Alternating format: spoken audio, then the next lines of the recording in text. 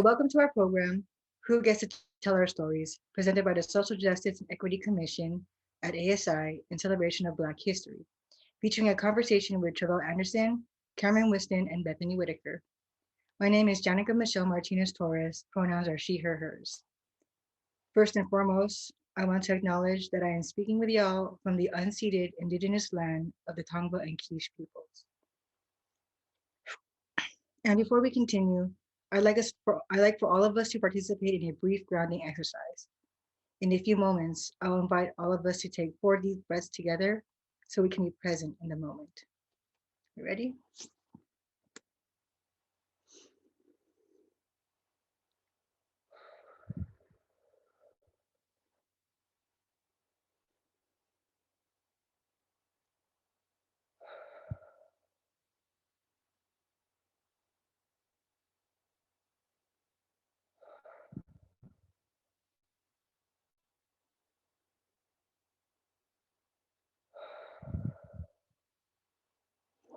Thank you. Just quickly about me, I'm a queer Panay activist and journalist who serves as ASI's Chief Inclusion and Diversity Officer. I study as a double major in American Studies and Communications with a concentration in journalism and a double minor in English and Women and Gender Studies.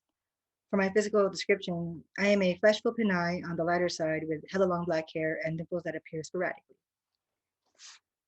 I also want to mention that we have Asha Nettles and Andrea Fasto on deck and Anaisha Kawaja on deck for technical support if you need anything. So please private message them in the chat for any any issues concerning the Zoom program. Um, we also have with us today 2 ASL interpreters who will be interpreting the program. Their names are Lina Serrano and Roy Hensley. Thank you. We truly appreciate both of you for being here. Um, I'd also like to give a quick thank you to Dina Leisner from the Deaf and Hard and Hearing Specialist over at our Disability Support Services for connecting us with our 2 interpreters today. For Lina's bio, excuse me, Lina Serrano is an American Sign Language interpreter working in the field since 2002. She has her national certification through the Registry of Interpreters for the Deaf. Primarily, her interpreting work is in education, but her background varies interpreting through her freelance business in the medical field, theatrical, and legal. She currently is a staff member at California State University, Fullerton, and Long Beach, as well as Long Beach Unified School District. Lina Serrano, for her physical description, Lina Serrano has long dark hair, wears pink metallic frame glasses, and yeah. For Roy's bio, Roy Hensley is an ASL interpreter for 25 plus years and lives in Southern California. Today, he's wearing a dark blue button-up shirt and glasses.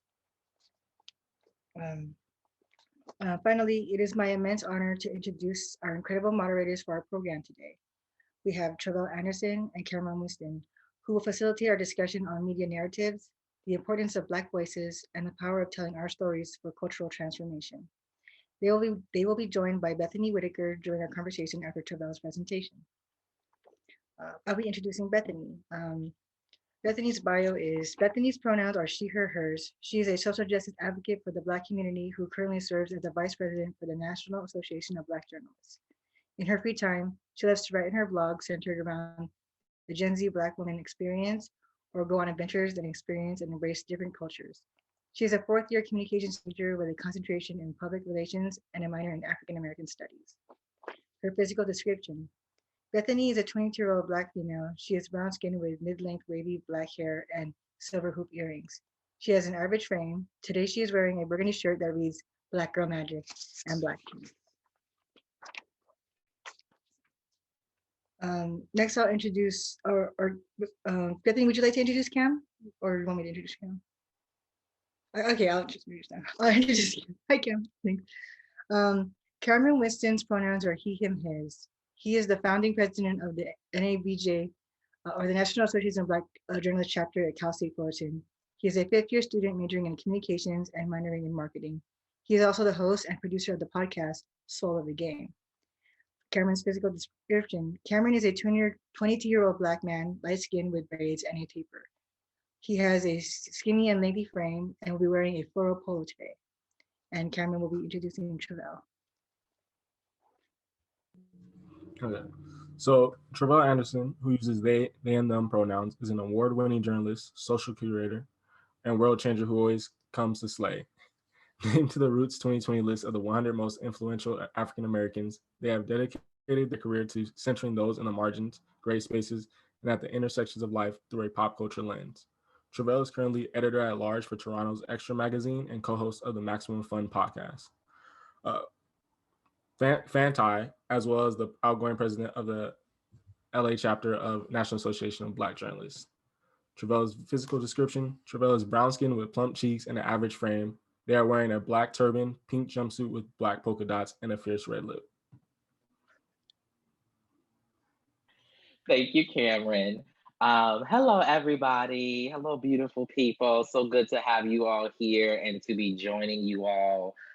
Thanks to Janica for bringing me here, Cameron and Bethany for what you all will contribute to the conversation, as well as our tech folks behind the scenes making all of this work. I really definitely appreciate being in community with you all. So how we're going to do this today is I have prepared about a 15-ish minute presentation. I'll time myself to make sure I don't start rambling. And then you all are welcome to drop questions in the chat, throughout that if you would like. And then after that, Cameron and Bethany are going to come back up and we're going to have a conversation incorporating your different questions about, this idea of who gets to tell our story. So let's get started. I'm going to start my timer over here just to, keep me together. And let's do this screen sharing thingy. Here we go. I tried this out in advance before. There we go. And present. I'm going to assume you all can see all of this. And if you can't, and I also wanted to say a thank you to our interpreters, Lena and Roy. I apologize in advance. I am super country, so hopefully you're able to interpret my foolishness. But thank you. All right, let's get started. I want to first start out by giving you all a little bit more information about me, about how I became a storyteller, mainly because I hope that it's illustrative of the ways in which, your journey to becoming a storyteller and telling your story and our collective stories, how that can manifest. So I was born in Charleston, South Carolina, a number of years ago, to a single parent. My mom, Melanie, was in the Army for 23 years. You can imagine that meant we moved all over the place as we were coming up. My first introduction to storytelling, to journalism, came in high school. We had a student newspaper called The Cavalier at Richmond Northeast High School in Columbia, South Carolina. And I was a member of our school's Model United Nations team. The advisor of that program really was attracted to my writing style, and she thought that I should be on the school newspaper. So she gave me this referral to the advisor of the student newspaper, and that was my junior year. I wrote a few different pieces, mainly, if I'm being honest, trying to convince, my peers that I wasn't queer at the time. I wasn't always this fabulous, okay, or this secure. And so for whatever reason, the advisor of the program of the student newspaper, she liked what I was, giving to the people, and made me editor of the opinion pages my senior year. So I continued, basically having this opportunity to run my mouth in the variety of ways that I felt necessary. And I realize now that that's the beginning of me kind of realizing the power of not only my own story, but the power of the written word for me in terms of my medium and telling other people's story. I continued working on the student newspaper when I got to college. I went to Morehouse College for undergrad, which is a historically Black all men's institution in Atlanta, Georgia. Our great graduates include Martin Luther King Jr., Spike Lee, Samuel Jackson, and yours truly. Yes, I purposefully put my name looped in with all of those great ones. And there I studied sociology and leadership studies. So I want to paint for you this picture of this person who's working for, the student newspaper. I started out doing opinion stories, as I had done in in high school. And for whatever reason, the folks over the student newspaper were like, you need experience doing hard news. So we're going to put you in charge of the campus news section of the paper. And they really required me to kind of rise to the occasion to tell these stories about, what was going on our campus. And we were lucky enough to really have an independent student newspaper to where we could call out the administration for their bullshit, for their foolishness, excuse me. And so I ended up doing my junior year this story on our financial aid office. At convocation one day, they made this really big announcement about Coca-Cola donating like hundreds of thousands of dollars to the school. All right. And that students who needed financial support, right, should go to the financial aid office in order to access these monies. But then people would do it, but they were finding out and they were being told that, oh, the money's gone. Now, I don't know how we go from you literally telling us in one meeting this day and hours later the money's gone, but it got my mind thinking, and so I called myself trying to be an investigative journalist, and trying to figure out where the money went, why they were telling students that the money wasn't available. At the same time, I was delving into my studies in sociology, learning more in particular about Black feminist theory and the ways in which Black women in films, had to, carve out various spaces for themselves in order to be able to kind of actualize the lived experiences that they wanted, that they knew to be true. And it got me thinking early on about just the ways in which us speaking up and speaking out was important.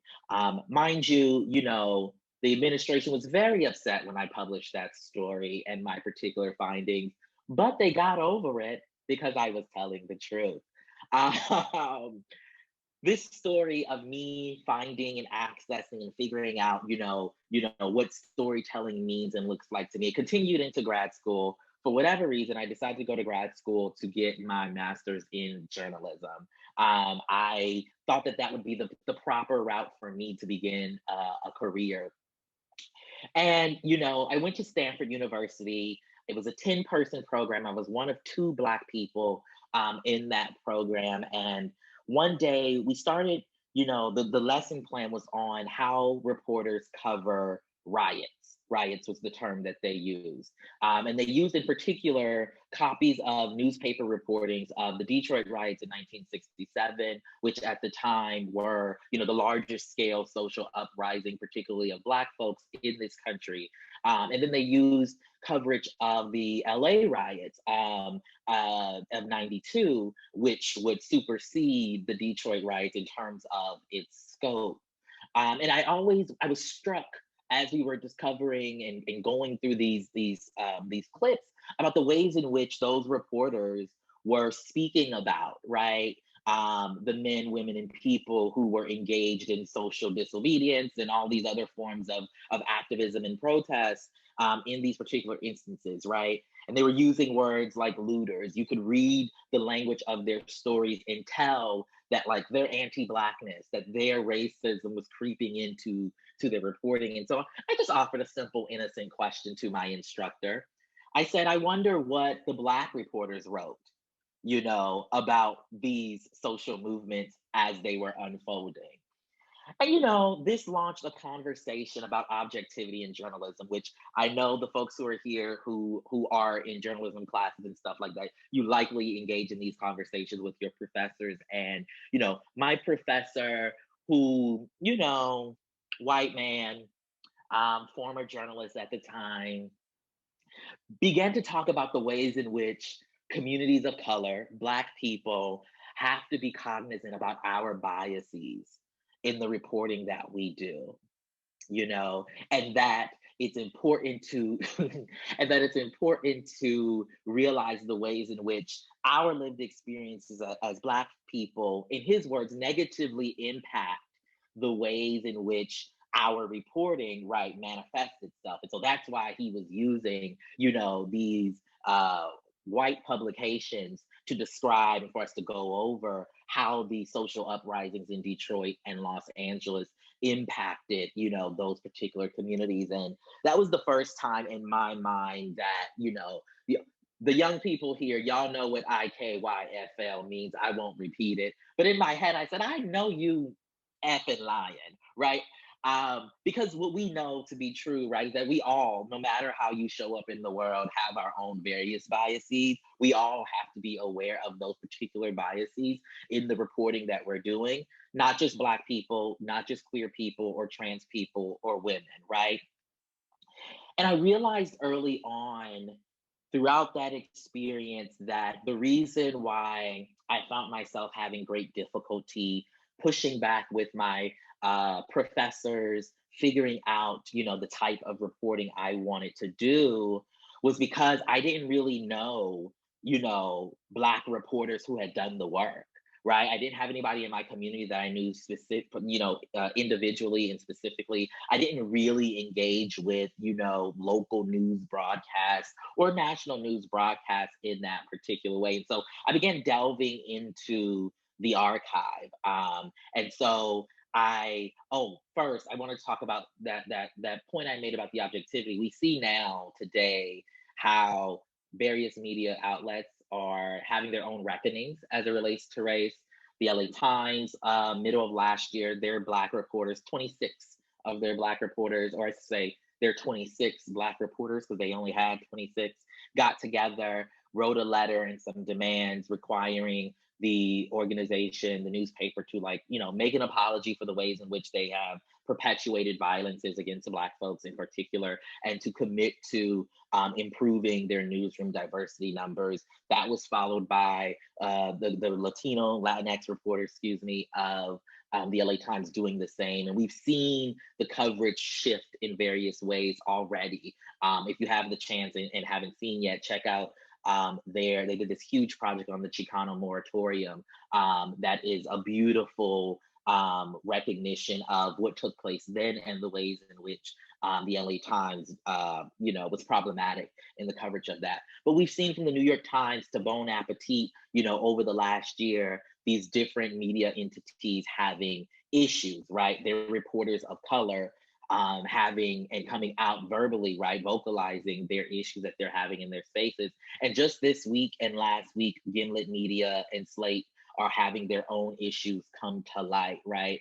That really teach us that many of these entities and these media entities, to be specific, aren't safe for us, aren't really safe for many of our stories. But we've seen through these people coming out, talking about the ways in which they've navigated and survived these places, how important, right, their stories and them telling their stories specifically and our stories broadly speaking are super important.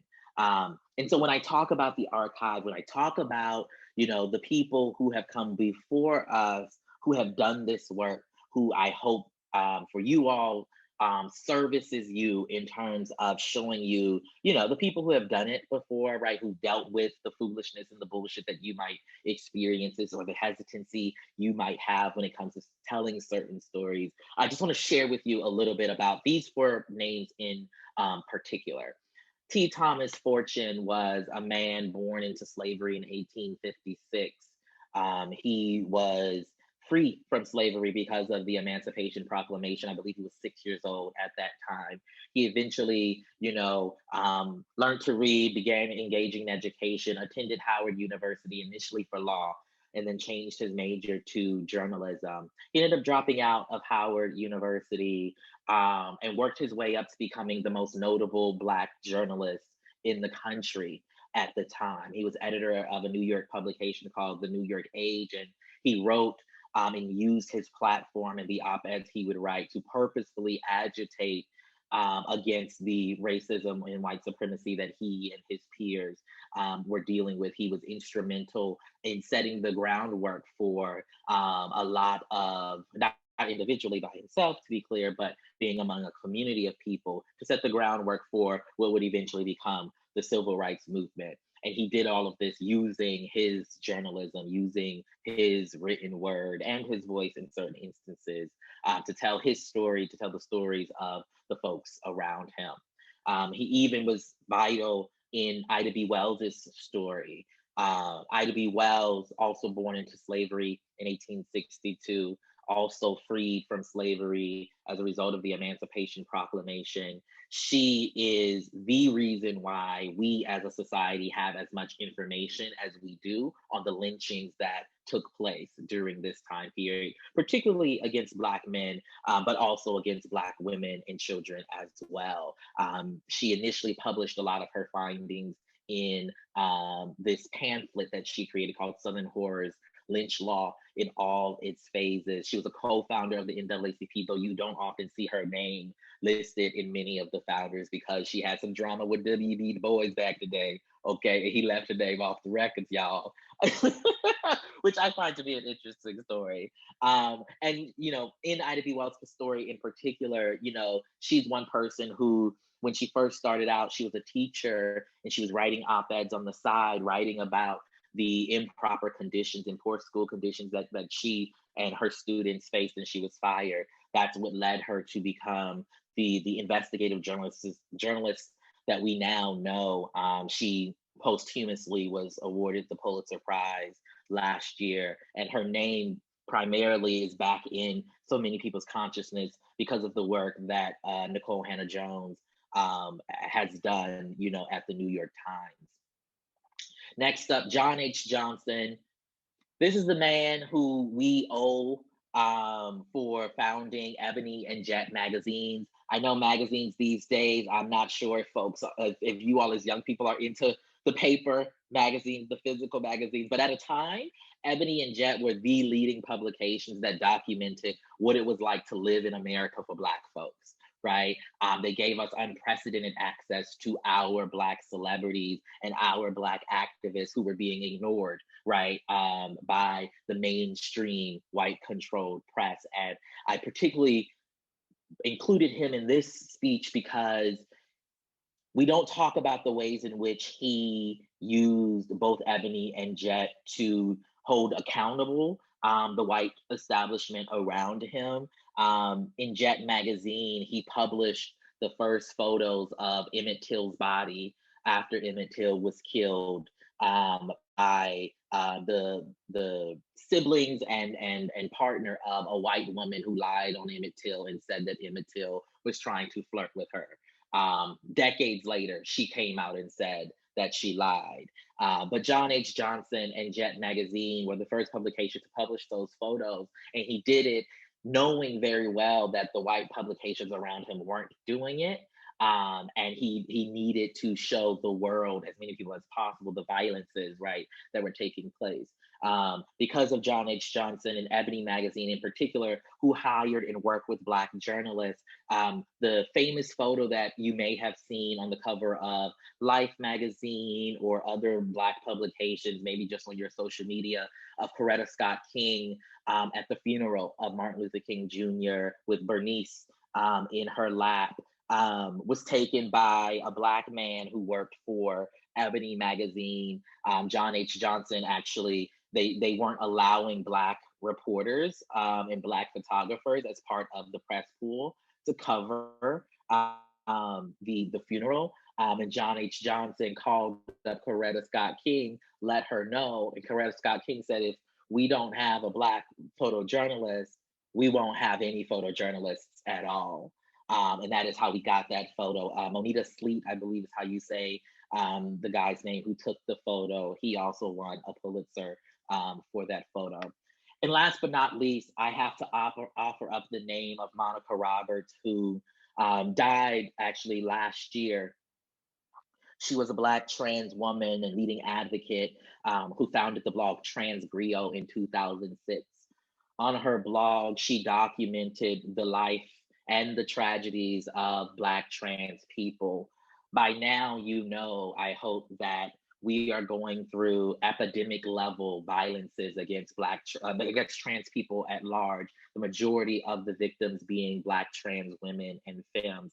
What we see in news outlets across the country is that folks are still misgendering Black trans women even when they die. And Monica Roberts paved the way in holding accountable a variety of news publications and setting the stage for what will become a news media ecosystem that does not violate and misgender trans people when we die, and also make sure to celebrate trans people when we are yet alive. She is someone who was a direct inspiration to me. I had the chance to meet her at an NABJ convention, my first NABJ convention in Washington, D.C. in 2016. And her work, we all owe a debt to.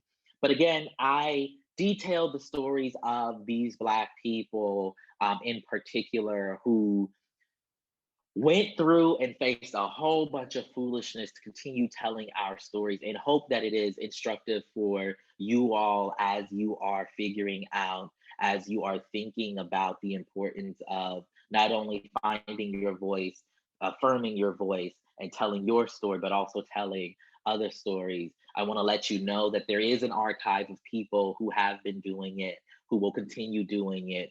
In addition to you, there is a community.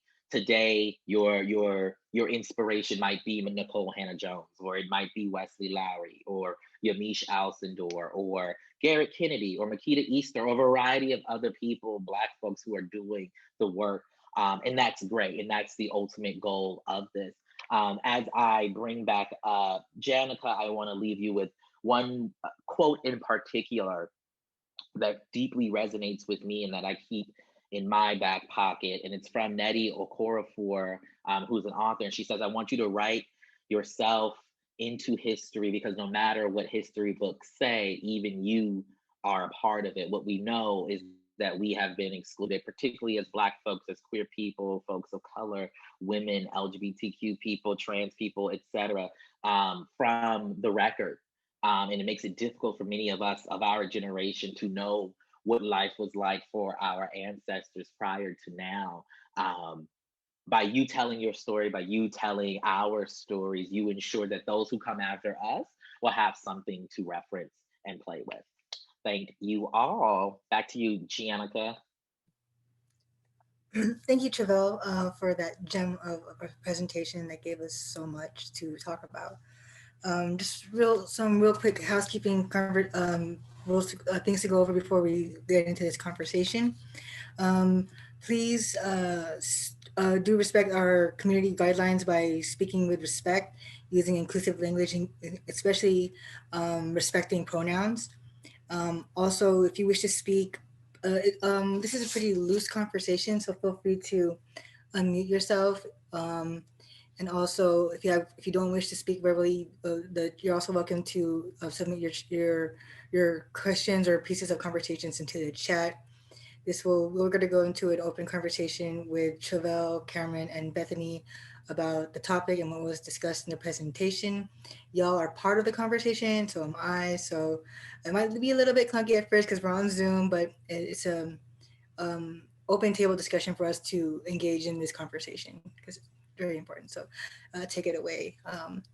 Either Cameron, Bethany, or Tre'vell. We can also pose questions to the audience, like what does it mean to write yourself into history and stuff like that. Cool. Thanks. Who wants to kick it? Oh, Cameron. Cool. Yeah, I can kick it off. So a question I'm gonna ask is, what's one common issue you've seen in the media with how they report on Black people or any person of color compared to white people? Yeah, I mean, the main thing, the first thing that comes to mind, I should say, is, the ways in which the crimes committed by Black folks are reported as compared to the crimes that are committed by white people. I think often about the ways in which, we've all seen it, right? When Mike Brown was killed, right? When Trayvon Martin was killed, when Breonna Taylor was killed, last year, and George Floyd and Ahmaud Arbery and Tony McDade, et cetera, et cetera, et cetera. There's often that segment of the story that the writer feels compelled to include, that, they, stole something when they was 15, or that they sold drugs. Or that they, I think for Eric Garner, it was that, he was reportedly selling loose cigarettes, right? And what that does for those who might be like, well, that's part of their story. What that does is that continues to further dehumanize somebody, right, who the state has killed. It also does not take into account the reasons why someone might need to engage in those types of what we consider to be illegal economies for survival, right? When Black trans women are killed and they happen to have been sex workers, there's so much over focus and over reliance on them being engaged in sex work without the necessary context of the ways in which it is difficult for many trans people to, one, get the necessary identification that they need to match their lived identities and lived experiences. And therefore, that makes it difficult for them to get a job because the people are looking at them and looking at their ID and identifications and they don't match, which leads to someone not just generally not having access to this traditional gig economy that we talk about. And they need to pay their bills. And how else do you expect them to pay their bills? And so they go into the sex work economy in order to be able to survive and thrive. And so, yeah, I think that's the first thing that comes to mind. And then the ways in which, right, mugshots are used, right? When they're talking about Black folks in particular, they love plastering our mugshot all over the evening news, all over the paper. But when white folks in particular also engaged in crime, they use, or I will say when the police officers, right, when we're talking about the police officers, right, who themselves have questionable histories, right, as it relates to their behavior, they use the official photo of the police officer or the veteran, right? They use the picture of them in their official uniform in a dignified manner, right? That isn't extended to, the Black and brown folks, the queer and trans folks that they're also covering. And so that's one of the major things that come to mind in terms of like just the difference in the ways in which Black folks are rendered in our media and others are rendered differently. Did you want to add anything, Beth? I actually had a question that went along with what you're saying, Tre'vell. In journalism, we understand that there's this notion of objectivity, right?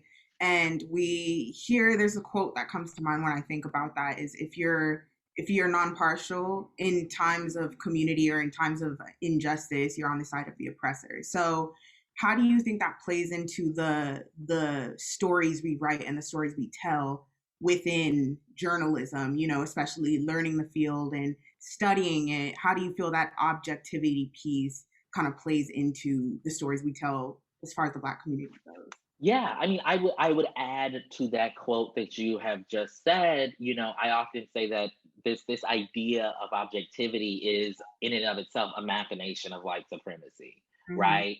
It is something that ensures that the system that has brought us here today will be the system that continues to go, because it does not encourage us to, ask second questions of police force, like people in police forces or in these traditional positions of authority. It does not require us, right, to when specifically when I talk about Black trans women and their deaths, right, it does not require us to go find the community members of those Black trans people to get a real idea, one, of the names and the pronouns that those individuals use, as well as what life was like for them, right? We just automatically go to that police report or that coroner's report that is offered.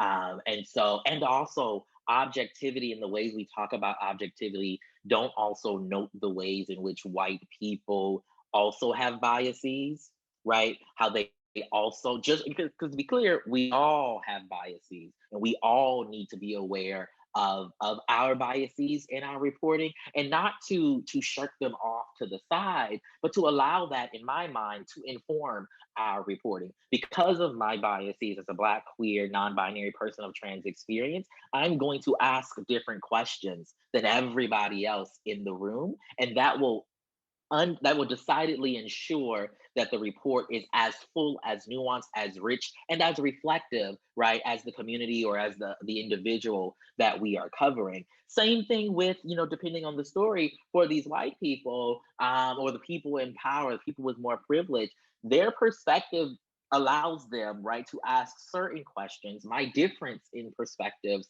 allows me to ask different questions. Together, we can collectively ensure that our news media ecosystem, right, is accurately covering, reflecting, capturing our various communities. But when we are told that the Black folks and the brown folks and the queer folks are the ones who have the biases, and the cis white men, right, are cool, that is when we begin to have this incomplete picture, right? If you go back and you look at old editions of any publication, and this also includes, Black publications, right? Because many of them historically have had issues covering LGBTQ people, right? Or covering women at a certain point. If you go back and you look at the archives, you can see the ways in which these publications that were either led by white people, and white people, white men in particular, were telling these stories, or in the case of Black media, led primarily by Black cis men and some Black cis women, how they exclude various narratives, or how they negatively paint or negatively capture a segment of the community. And for me, as someone who's committed to doing this work and diversifying what the archive of today looks like for those to come, I'm very much committed to saying that, yes, I have my biases. Yes, you will see them reflected in my reporting, because my biases don't automatically mean that I'm not able to cover, a particular issue fairly and thoroughly. Thank you. I'll hand it over to Cam.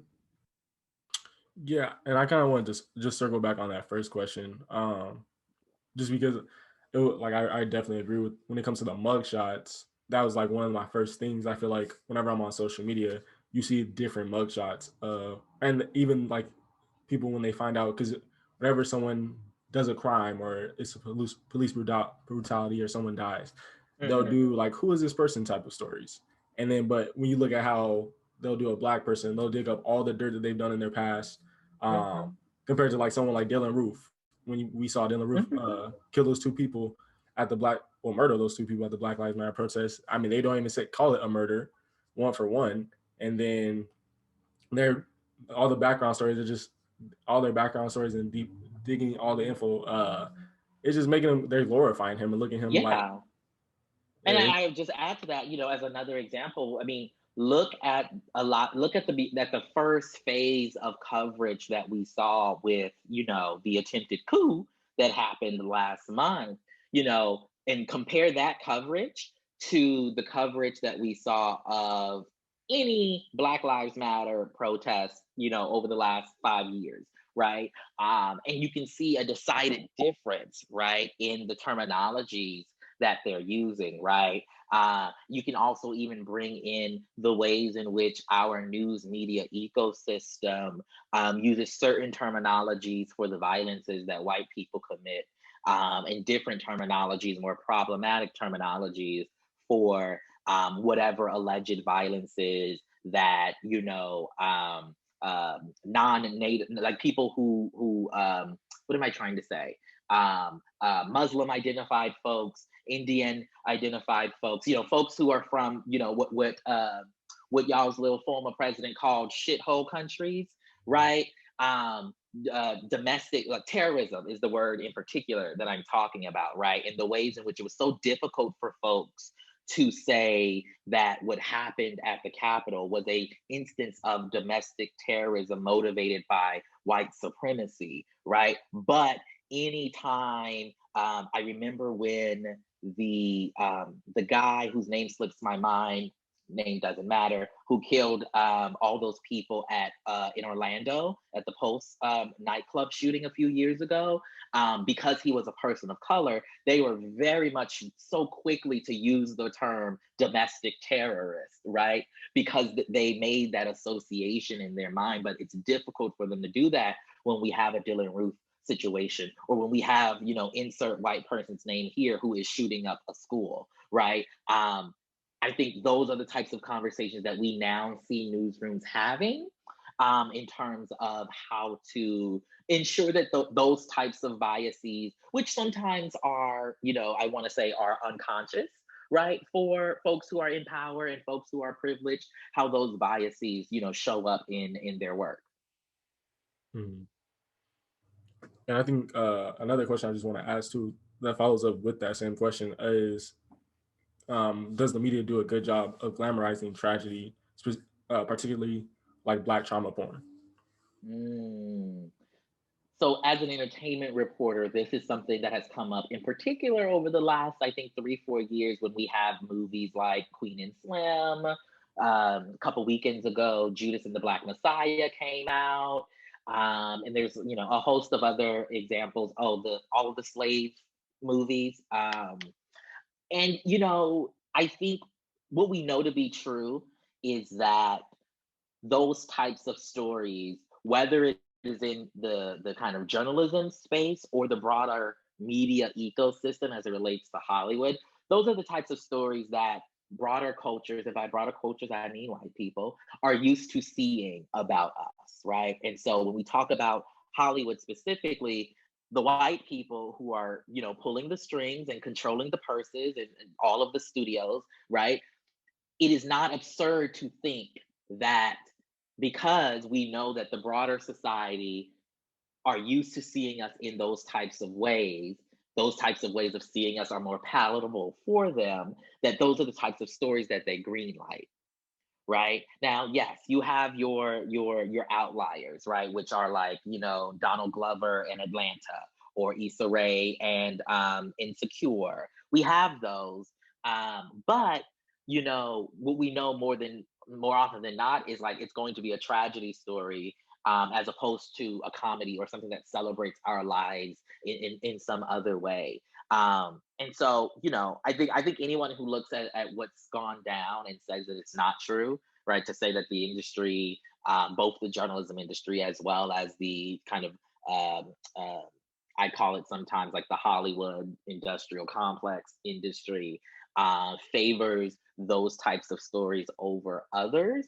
Um, they're lying to themselves purposefully. I will say I do think that we are in a moment now where more and more creatives are getting the seats at the tables or building their own tables, as Ava DuVernay says, to tell the stories that they want to tell, and to tell stories that, yes, are about the tragedies that we as a people have experienced in this trash ass country, but also about the joys and the triumphs that we have, as well. And so, that, like I said, Ava DuVernay with her Array entity is like that. Issa Rae is doing the same thing. Lena Waithe, Shonda Rhimes. I also just noticed all four of those names are Black women. Black women be putting in work for us, okay? They be putting in the work for us. I just had to say that. There are Black men too doing it. Barry Jenkins has an Underground Railroad series coming out on Amazon. Terrell Allen McCraney, who wrote the script, who wrote the play that Moonlight is based off of, has a great show on OWN called David Makes Man. And so, there's some Black men doing it as well. But the power play is, if we're being honest, right, are those Black women that I named before. Did I answer your question? No, yeah, no, you did. Okay. I have a question really quickly. I Mm-hmm. like that quote that you left us with.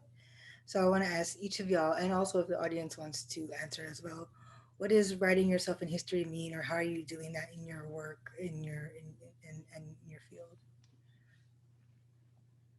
Should I start? Okay, I'll start. Um, for me, I'm allegedly working on a book right now.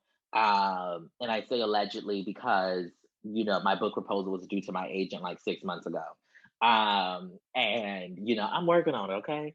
But in my book is about trans representation on screen in particular. And each chapter starts off with a personal story about my gender journey, as it relates to the types of images that I saw in media, that either reflected me or didn't reflect me at those various times.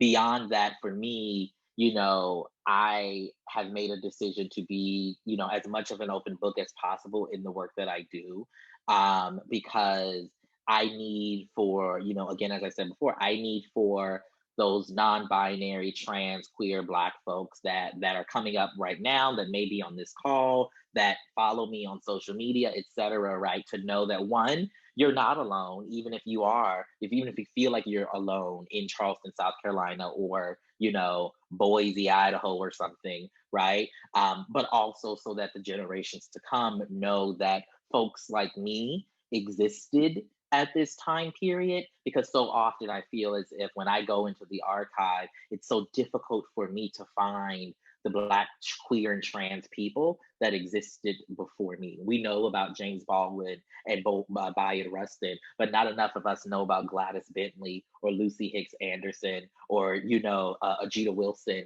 or Tracy Norman Africa, it's Africa Norman, et cetera, right? Those histories we've been robbed of because we haven't had as much say so and as much privilege, right, to not only tell our stories as individuals because of white supremacy, but to also support the telling of other stories. So that was a very long answer. Sorry.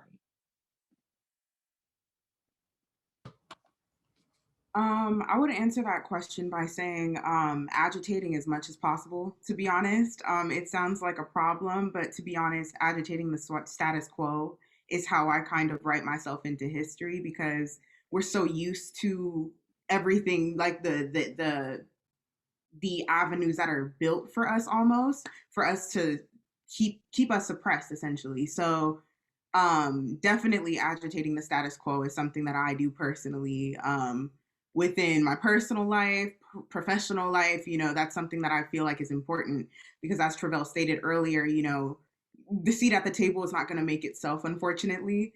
So we have to create it. So I would add that piece as well. Yeah, all definitely all great answers and a great question. It kind of makes, like, for me, it's kind of a struggle because I think right now I'm in the process. I'm still like struggling to find my voice and still trying to figure out where my impact lies. And I guess for me to answer this question, to write myself into history, I look at it as um, us establishing this chapter, the NABJ chapter here at Fullerton, and kind of like building a brand and building a foundation, and relying on the community to um, build it up. Well, just build and continue to make it stronger, and using all of our voices to affect change and affect platforms and build platforms. I mean, we're in a way different era with social media, and like social media is like the biggest thing. And I feel like if we can impact it in that way, that's kind of impacting history and building a legacy here, even at Fullerton. Definitely. We have a couple questions in the chat that I'm going to read out. The first one is from either Mia or Maya. Sorry if I got that wrong. Which journalistic outlets are getting it right? Which ones give you hope for the future? And what are they doing to advance inclusive journalism? You're going to hate my answer, but they all trash. Even the ones I work for. And what I mean by that is I don't want anyone, particularly in media, to get the idea that there is a final place of inclusivity, right? Because even everything that I say to you all, and I know I sound like I got it all together, trust me, I do not. There is stuff that I can learn, even as somebody who stands here as a queer Black person of non-binary person of trans experience. There are experiences that I don't have that I need to learn more about, right? And so like I do my best to be a student of disability rights advocates, right? To be a student of Black women. I might think I'm a woman in my head, but I ain't no Black woman, for real. And Black women have a different, unique experience that even I, as a non-binary person of trans experience, even though I'm trans feminine, my experience is different, right? And so when I think about what outlets are doing it right, none of them. But I will offer some journalists that I think are doing really great work that you should follow. I'm first going to give, why did I put myself in this position? Okay, so I'm gonna start with Kate Solston. Her last name is, excuse me, their last name is Sosin. They work at the 19th, which is a relatively new women's led publication that came out. I think they launched last year. But they do a lot of coverage of LGBTQ communities that's inclusive and really great. Actually, the 19th might be a good example of an outlet that it's at least aiming to do it best. They are led by women. They have queer people on their staff throughout it, and trans people, and the coverage is just so fucking smart. And so they might be a good example. Other journalists to consider, some that you might not know already. Jared Hill, Jarrett Hill.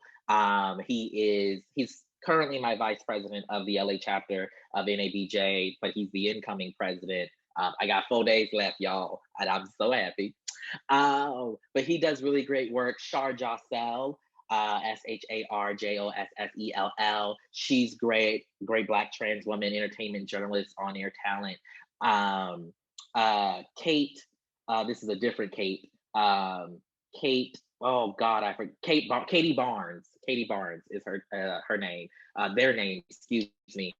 They're at ESPN doing a lot of great coverage of sports. If you're interested in sports, I'll leave it there. Oh, there's a second question. Sorry, my fault. Aisha says, how can non-Black POC/white folks be better allies and amplify Black voices as opposed to speaking over them? You know, we do a lot of these types of conversations on my podcast. Yes, I'm plugging my podcast. It's called Fanti, Fanti, wherever you get Slayworthy audio. We have episodes come out every Thursday, so one's dropping tomorrow. But we often have conversations because we know that we have a lot of white listeners in particular. And one of the things I want to offer up from an episode that we did called Okay Allies, Now Let's Get Information. Shout out to Beyonce. Is that we had a guest on. His name is Jared Lucas. He's the executive director of the Stonewall Community Foundation.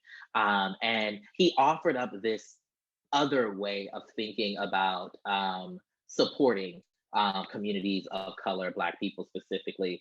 And he talked about the ways in which oftentimes we want to, especially this last summer, we saw non-Black people in particular saying that they are anti-racist, right? That they are working to be anti-racist and they're doing their anti-racism readings and all of that type of stuff. And he offered up that we actually don't need people claiming an identity that, as I said before, places the work as having a final stop, right? We don't need people to say that they are anti-racist. We need people to say they are racist and that they are working to not be, right? To stand and situate yourself in the problem and the responsibility that you have as it relates to the problem, and to articulate that you are and will continually be working to not be part of said problem, right? And so he says that we need people to be race traders, right? We need white people to realize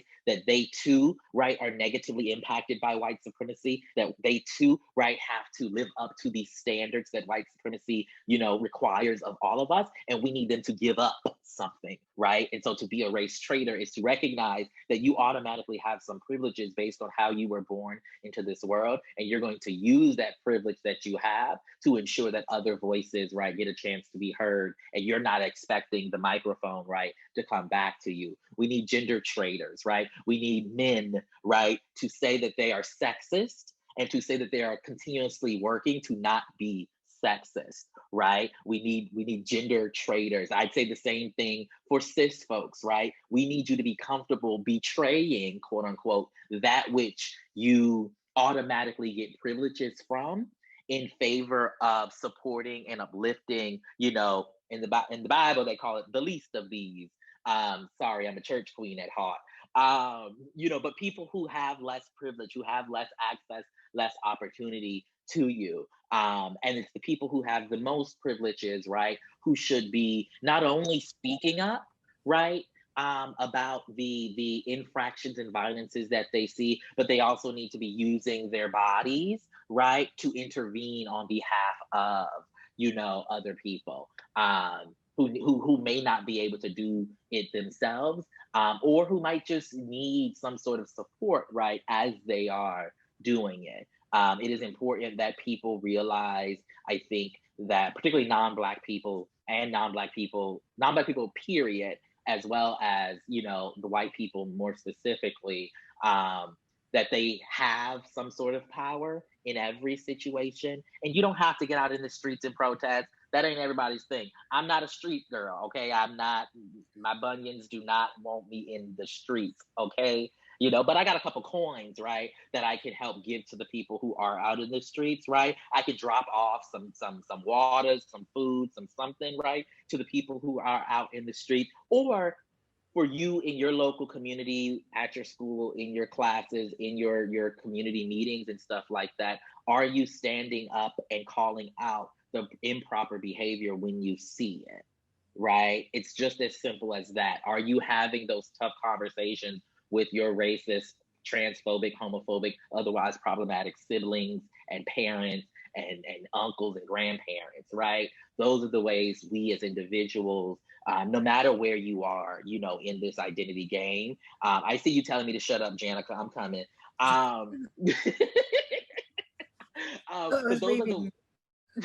those are the ways we as individuals, right, can find, I think, to something you said, Cameron, find our voices, intervene in the ways that make most sense for us, depending on where we are in our station, and also make sure that we aren't we aren't thinking of the work that needs to be done as being, this huge systemic thing that is just so insurmountable to overcome.